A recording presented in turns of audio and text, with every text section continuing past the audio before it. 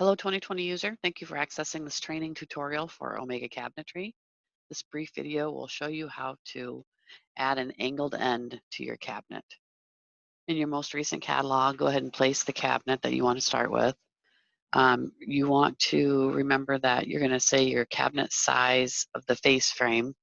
So I'm going to start with a 36-inch wide cabinet, and we will go into attributes.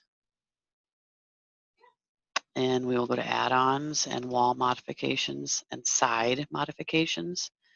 And when you scroll down, you'll say the mod MCAEL, so left or right, angled end, left. So let me go ahead and add the left, and a window will pop up to ask, what do you want, what dimension do you want it to be across the back?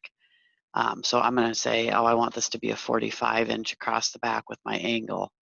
And then there is a note that says, if the dimension is less than, like if you want your angle to be back in rather than out, protruding out, 2020 will not necessarily show that way. So I'll just hit OK.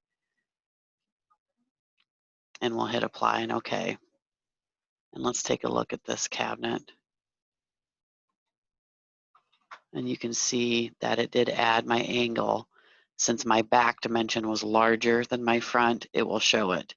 If you want to show where the back dimension is smaller than the front dimension, 2020 would not at this time show that visual. Thank you for your time, and we hope this video was helpful. Please find other videos like this in our collection, and be sure to let us know if there's any other 2020 learning topics you'd like to see demonstrated in this way.